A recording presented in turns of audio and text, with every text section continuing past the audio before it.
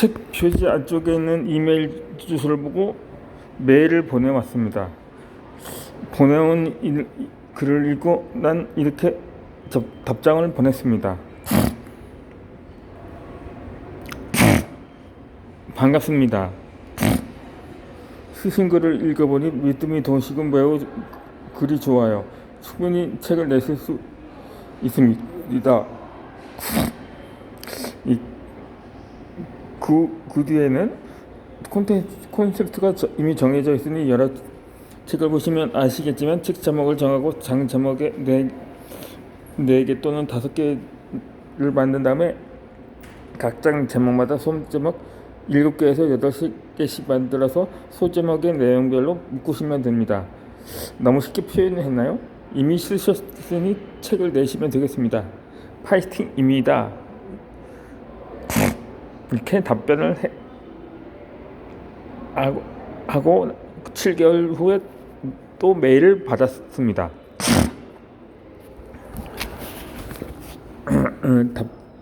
답장인 듯 선생님 덕분에 책을 낼 수 있게 되었습니다. 완벽한 것보다는 일단 책을 내보자는 마음으로 냈습니다. 받으실 곳 주소를 알려주시면 책을 보내드리겠습니다. 읽어보시고 간단한 평을 보내주시면 다음 책을 쓰는데 도움이 많이 되겠습니다. 감사합니다. 내 책을 쓰기 시작하면 누군가의 나의 경험, 나의 깨달음을 통해서 삶의 활력소를 찾는다면 얼마나 기쁠까 하고 생각했었습니다. 내가 생각한 대로 나의 경험이 누군가에게 삶의 활력소가 되고 있었습니다. 조앤 롤랑이 아니라 로맹 롤랑이 가장 위대한 책이란 종이 테이프에 찍히는 전문처럼 두뇌에 새로운 지식을 전달해 주기보다는 생명감이 높이는 충격으로 다른 삶을 눈뜨게 하고 다른 삶으로 여러 가지 정수를 공급해 주는 것이라는 말을 남겼습니다. 이처럼 작가가 거짓없이 종이 위에 옮겨놓은 것은 독자들에게 자신의 모습을 살피게 하고 앞으로의 자세를 가다듬게 하는 거울이 되기도 합니다. 한 권의 저서가 누군가를 격려해 주어 가슴 아래로 멈추게 할 수 있고 생명을 살릴 수도 있습니다. 그리하여 독자의 인생을 바꿔놓기도 합니다. 실제로 마틴 루터는 체코의 종교교 개혁자였던 얀 후스의 저서를 통해서 종교개혁이라는 엄청난 일에 일생을 바쳤고 현대 선교의 아버지로 불리는 윌리엄 캐리 는 쿡 선장의 항해라는 책을 읽고 숭고한 선교적 인생의 뜻을 세웠습니다. 오프라 윈프리는 마야 안젤로의 작품인 쇠장에 갇힌 새가 왜 노래하는지 나는 아내를 읽고 인생의 터닝 포인트를 갖게 되었다고 합니다. 이 책은 3살 때부터 16살 때까지 즉 유년기에서 사춘기에 이르는 13년 동안 마야 안젤로의 삶의 기록으로 미국 문학사상 최고의 자서전으로 평가받고 있습니다.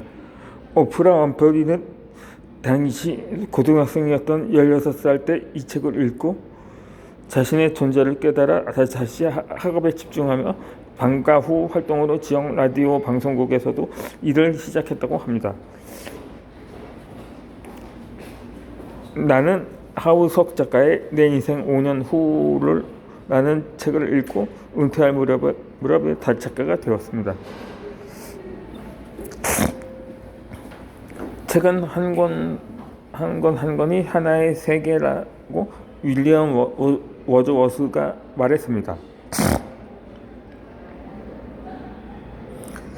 이와 같이 책은 독자에게 언제나 새로운 세계를 펼쳐줍니다.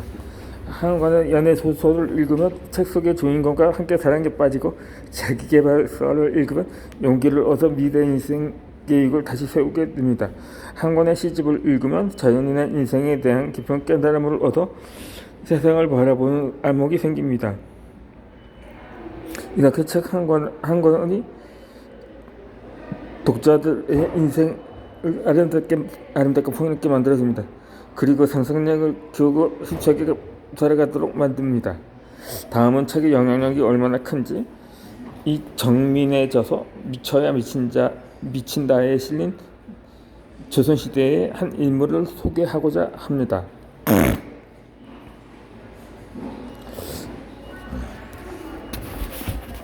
이 조선시대의 집안 형편이 매우 어려운 한 성기가 책을 팔려고 한 집 밖으로 가지고 나왔습니다. 밭을 갈고 있던 한 농부가 선비의 책을 보고 아들 생각이 났습니다. 밭 갈건 소와 맞바꿔 와서 아들에게 책을 주면 어떨까 하고 농부는 밭 갈던 소와 책을 맞바꿔 와서 집으로 가지고 왔습니다. 이 농부의 부부는 태어난 아들에게 책을 매일 읽혔습니다. 3살 때 첨대문을 떼고 20살도 되기 전에 과거에 합격했습니다. 이 농부의 아들이 바로 이항로라고 합니다. 이 책은 이 세상의 이치와 지혜, 역사, 철학이 담겨 있어서 책을 읽는다는 것은 세상을 하나하나 배운다는 뜻입니다.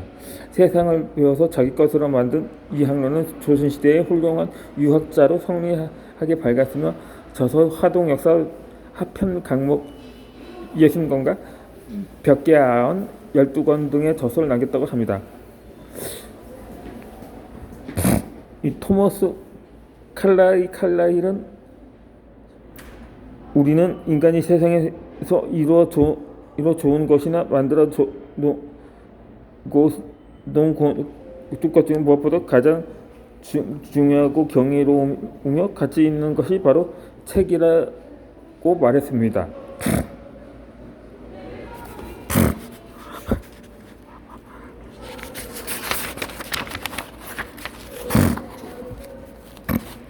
아울러서 누구나 3개월 만에 저서를 남길 수가 있습니다.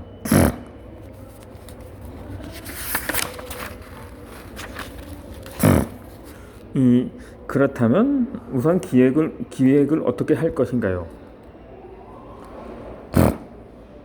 생택지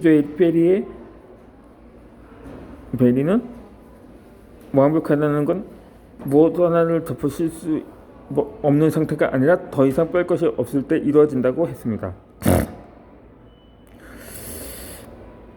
기획에는 무엇일까요? 네이버 지벽가에는 다음과 같이 적혀 있습니다.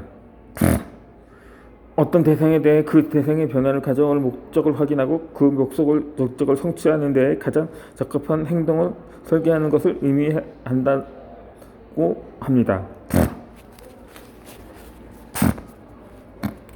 이렇게 책 한 권을 쓰는 것은 집 한 채 짓는 것과도 같습니다. 건축에서의 설계는 책 쓰기에서의 기획과 같은 것입니다. 박성배 박사의 저서 내 인생을 다시 쓰는 책 쓰기를 건축에 비유해서 이렇게 소개를 하고 있습니다. 건축계의 돈키호테로 불리는 세계적인 건축가인 프랭크 로이드 라이트는 이 대지진에도 무너지지 않는 임페리얼 호텔을 지은 사람으로 유명하다. 그는 어떤 지진에도 견딜 수 있는 호텔을 지어달라는 호텔 측 요구를 또 들어야 하고 시축 금왕을 뚫는 곳마다 물이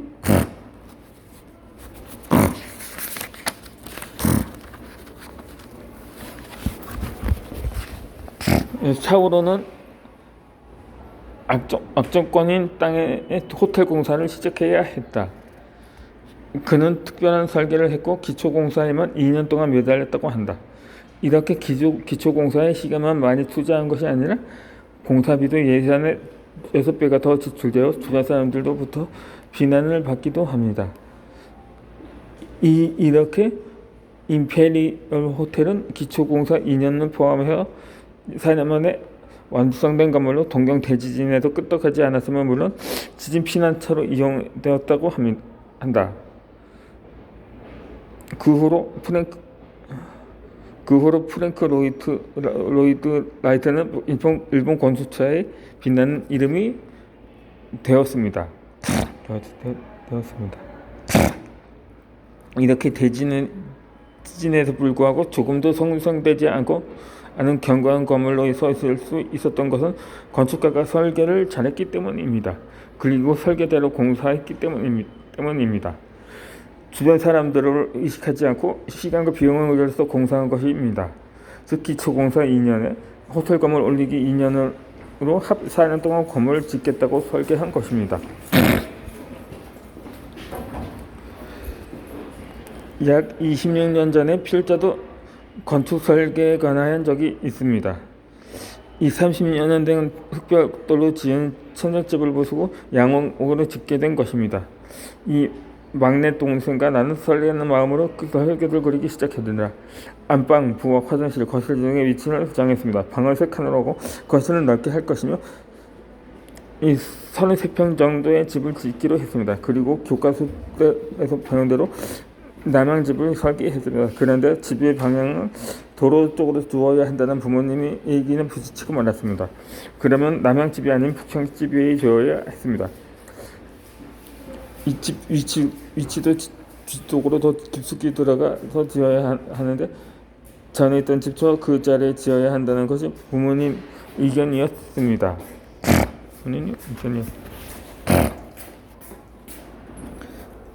그렇게 동생과 내가 설계도를 그렸지만 설계도대로 집을 짓지는 못했습니다.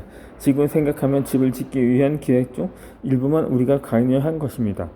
기초공사에 쓰이는 자재도 어떠한 것들이 쓰이는지 제대로 알지 못했으며 자재 비용으로 얼마가 들어가는지도 몰랐습니다.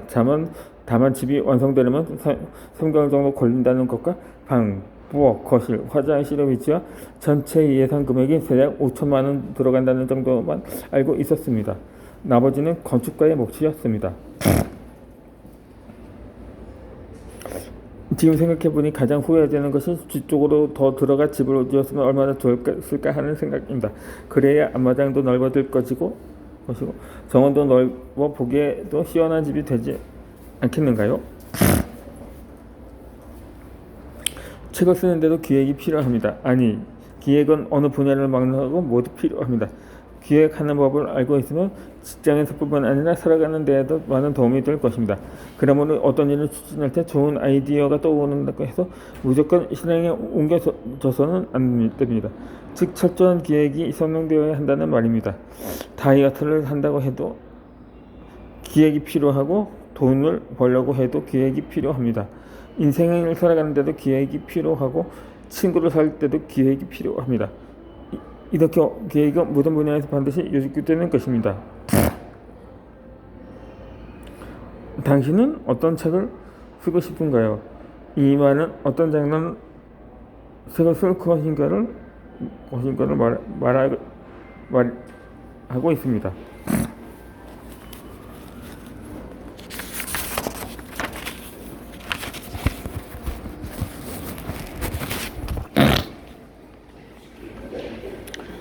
주제는 무엇으로 할 것이고 제목은 무엇으로 정할 것이며 독자는 누구로 할 것이고 목차는 어떻게 정할 것인가 등 이 모든 것을 미리 구상하여 정하는 것이 기획입니다.